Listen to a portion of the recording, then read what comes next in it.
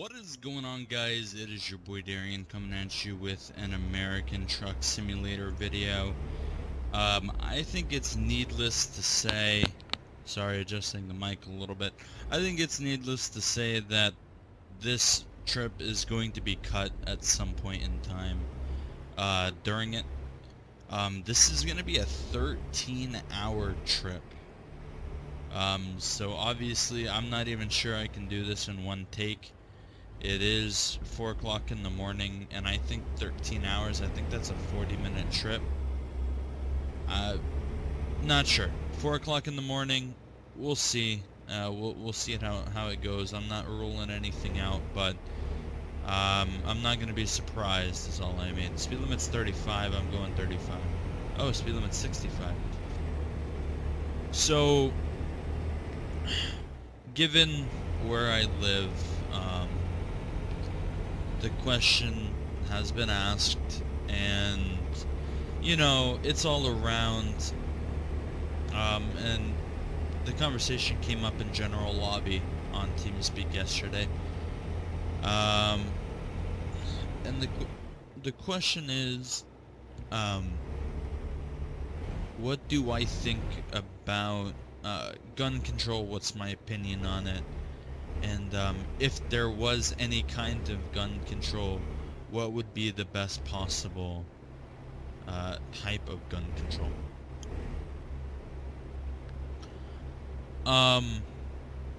So this is a really touchy subject. You know, a lot of people have different viewpoints on their Second Amendment right to bear arms. And I like to take every side that's publicly accessible into consideration, and I like to also look at viewpoints from different sides and then form my own opinion. That in the educational world, that's called an informed opinion. So my opinion is mainly based off of not only what's been happening recently, also the fact that, you know, when the Second Amendment was written, there was no, you know, 50 clip magazines that could fire 2 bullets a second, or even more than that. I'm not, you know, I'm not a real gun buff, but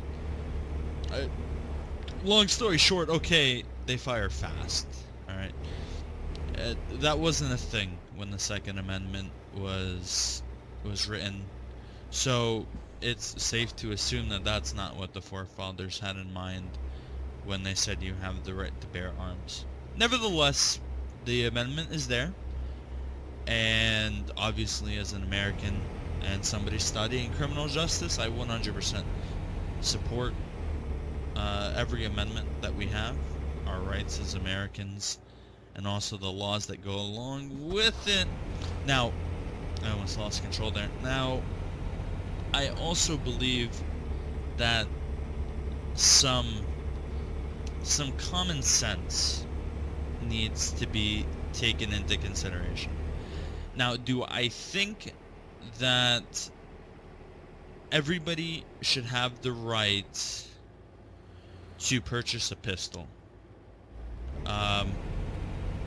even possibly without having to go through a background check? Yes. I believe strongly that everyone in America should own some kind of gun, whether it be, you know, one of those guns that's purely self-defense. There are guns that, and listen, every gun can kill. Okay, every gun, any bullet placed in the right area can kill. But there are guns that do obviously less damage than others because of the round size and, you know, the firing rate, the firing capabilities. there's a whole bunch of stuff. I'm not gonna get too much into it. But long story short, there are guns that you can get that are for self-defense that are not, you know, assault rifles. Now, I am fully aware that there are already laws in place for purchasing assault rifles. There's licenses that you have to get. Fully automatic assault rifles is what I am referring to, not semi-automatic. AR-15s are not actually that heavily regulated to my knowledge. I could be wrong. Like I said, I don't claim to be the biggest gun buff, but it is definitely, you can't just walk into a gun store and free willy-nilly buy an AK-47. Is my point. It's gonna take a little bit more than that. Obviously there are some states that are more lax than others, but I'm referring mainly to Florida here. But it is not hard to get a hold of an AR-15. I know firsthand. It's not hard at all. And it's not hard at all to get a hold of a shotgun. Do I personally own, or do I know somebody that owns either of what I just said? Yes, actually Destiny owns both, an AR-15 and a shotgun. She uses them at the shooting range. In fact, there's there's pictures on my Twitter of me shooting both of those guns, including a revolver, a little M9 that we have, and so on. We have a variety of guns, all of which are fun, to say the least, at a shooting range.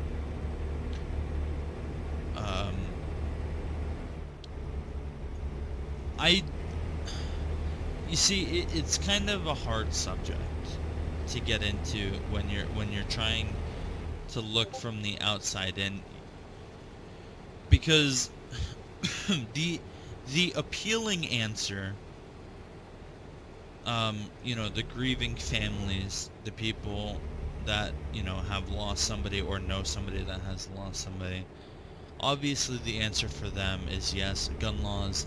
Every single gun that you get should have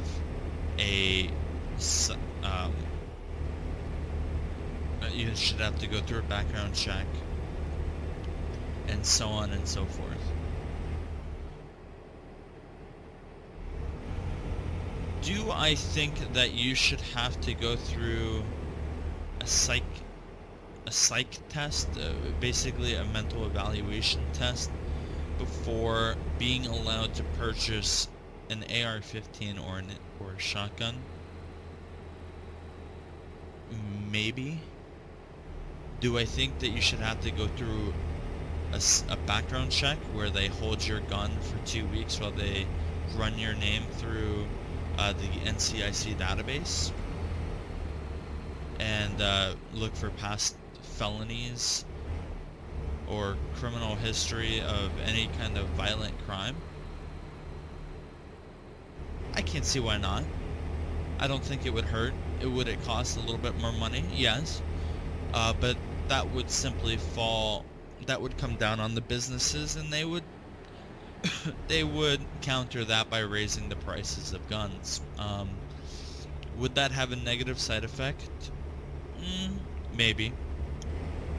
Is that 100% the answer or solution to the problem? No.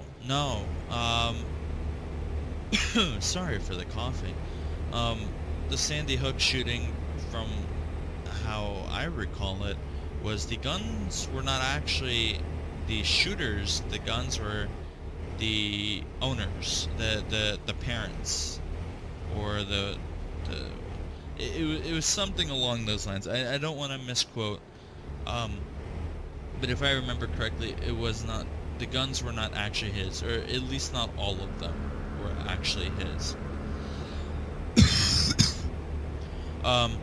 He did have easy access to those guns, and that then falls on the the parenting aspect, or the control that one has over their firearms when they know that they have maybe not the most mentally stable people in their house. That doesn't necessarily fall, that's not something that a lawmaker can really solve. And that's kind of also what I'm talking about, this objective approach to these kind of topics. You have to be, first off, people get personally, they feel personally attacked when you when you even start to mention gun control. It's not something that can be just willy-nilly thrown around in conversation. People feel very strongly about this, and it's not, people don't feel that strongly about the guns. In most cases, it's not necessarily the guns that they feel strongly about. People, and this also plays into society nowadays, you see it all over the news and stuff like that. People have a very, very, very hard time with not only trusting the media, but trusting the government. And also, and with that comes the distaste towards just the ideal that the government has power and decision over whether you get to have a firearm. And that comes into the right to bear arms, the right to bear arms as your right as an American citizen, the right to bear arms. People then take that and flip it around and say, if it's our right, why do we need a background check to do it? I'm gonna have to turn around. This time I'm not going down and I'm gonna turn around at the earliest convenience.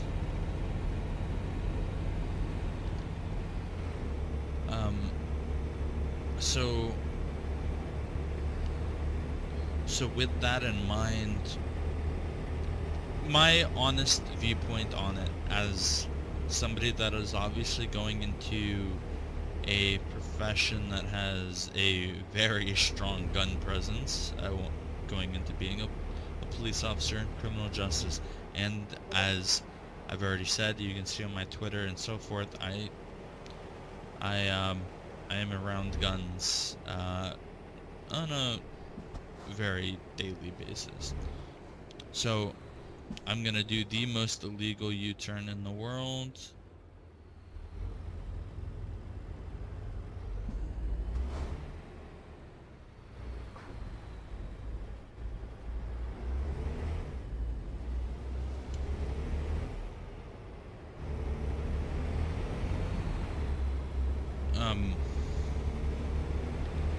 Oh, I could have just taken this exit. That would have been easier.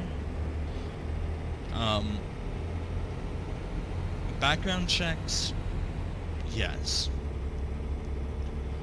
Do I think if you are on a watch list by the FBI that you should still be allowed to buy guns?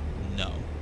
I believe if you are on a watch list for the FBI or on a no-fly list, why should you then be allowed to buy guns? You know, and it doesn't really add up. And that was the big thing. I think that was the Orlando shooting, was where that started to really be a thing. The guy in the Orlando shooting was allowed to legally go out and buy an arsenal of firearms. However, he was on the watch list and the no-fly list for the FBI for possible terroristic activity. He was suspected to be a terrorist, and he still had the ability to buy those things. I personally find that to be a grave oversight on our personal ability to ensure the safety of the people in our homeland. I think there's a flaw there.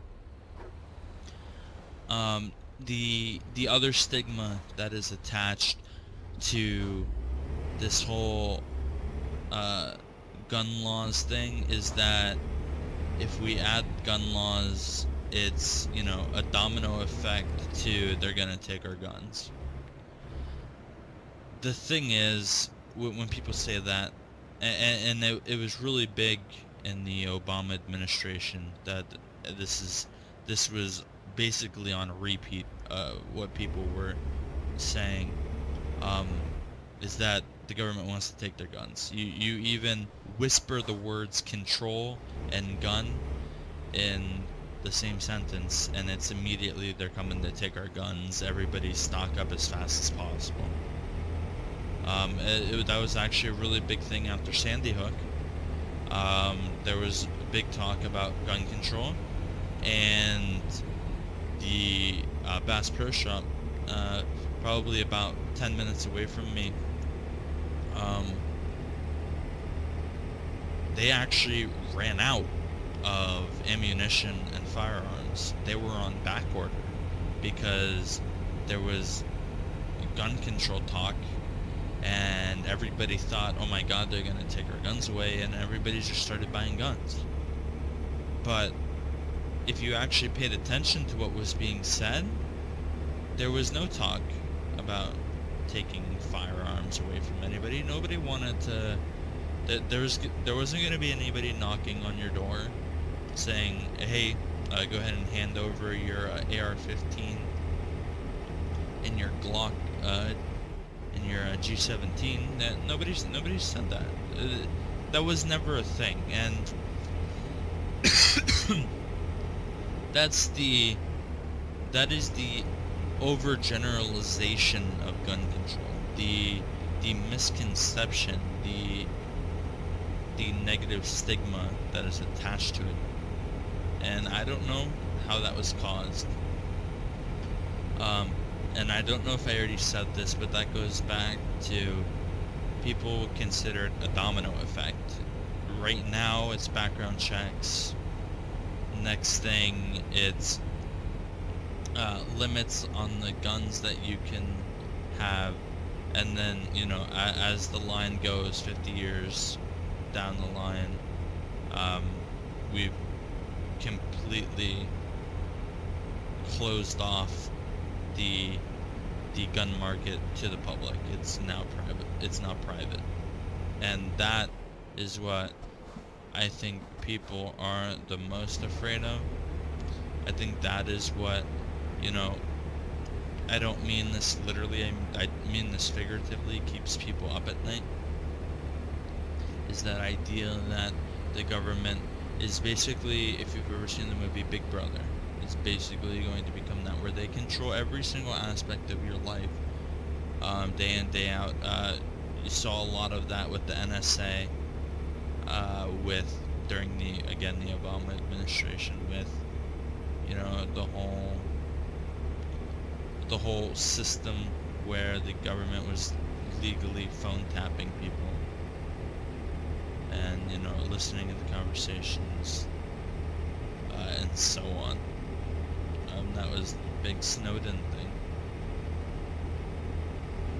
So that's the approach to that. I'm gonna cut it here, with 8 hours left. Jesus Christ, 8 hours. And we're going to we're gonna come back when we are about an hour and 30 minutes out. I hope you guys enjoyed. This guy just cut me off, so we're gonna pass him on the shoulder. And I will see you guys then as we enter Las Vegas. What a good time. And we are back. We are about 48 minutes out, and my engine might malfunction at any time. We're not gonna talk about why it might malfunction, but needless to say, we'll just say some things happened because I realized there was no way I was going to be able to survive a trip that long at this time of night. It's 5 in the morning right now, by the way, guys. So with that said, I'm gonna give my final closing thoughts on the topic of this video. At the end of the day, criminals are going to get guns. That's just how it works. And if you have the motive high enough, if you have the will high enough to go out and get one, a background check or anything like that is not going to stop you from doing what you need to do. You're gonna get a friend to go buy it,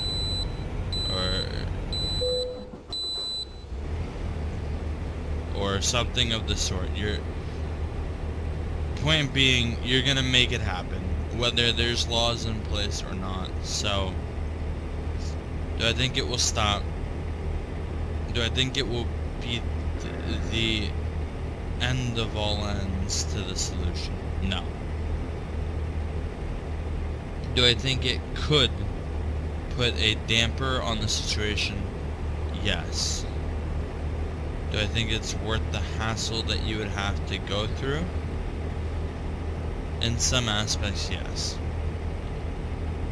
But I'm gonna end it there. You guys can all form your own opinions, do your own research. Don't let other people tell you how and what you can think is right or wrong. Make educated decisions or informed decisions on your own, and at the end of the day, you'll be a lot more happy.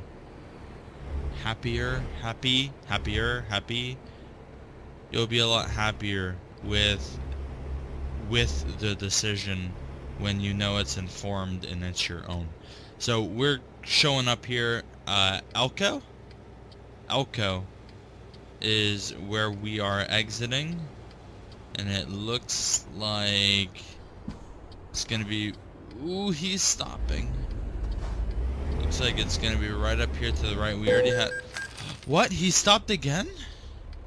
Wait, are you serious? Why'd you stop again?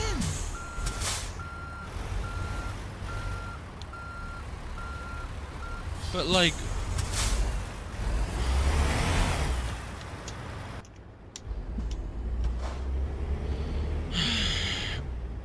man, oh man.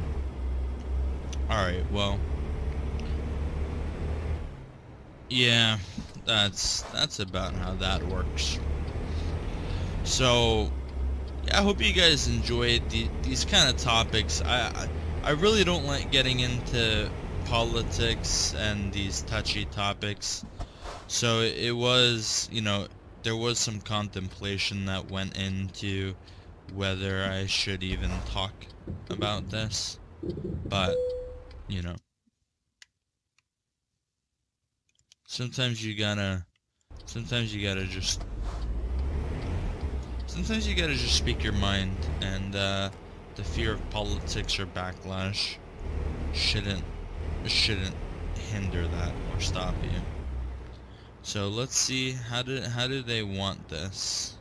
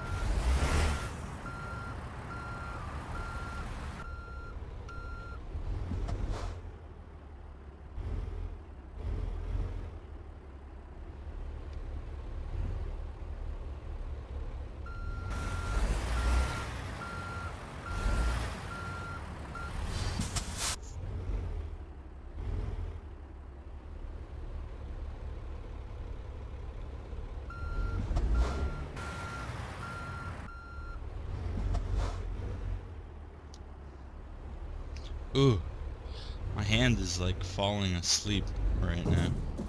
What? Oh, okay. No, I guess.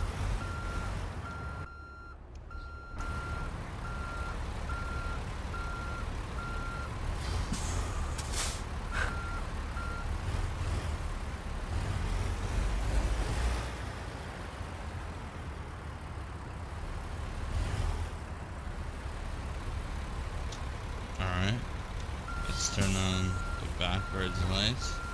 Because we suck and we gotta let everybody else know we suck.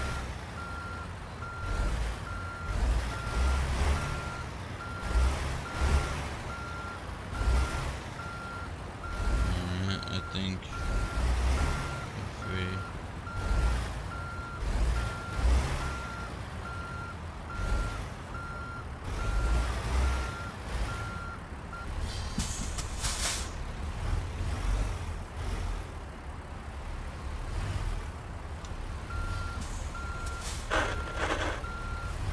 Ooh, that engine does not like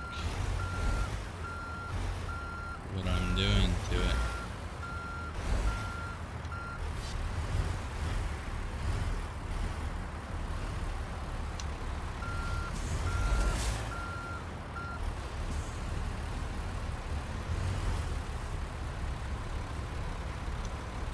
Alright, now we have essentially a straight backup.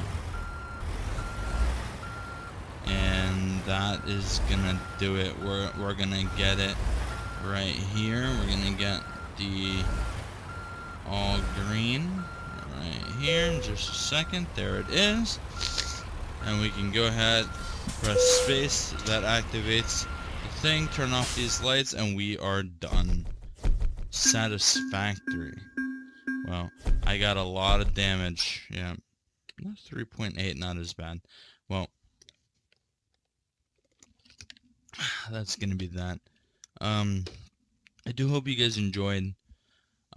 Making a lot of big plays, making a lot of strides towards the future, and I am looking forward to it. With that being said, this is William for Darian. Peace.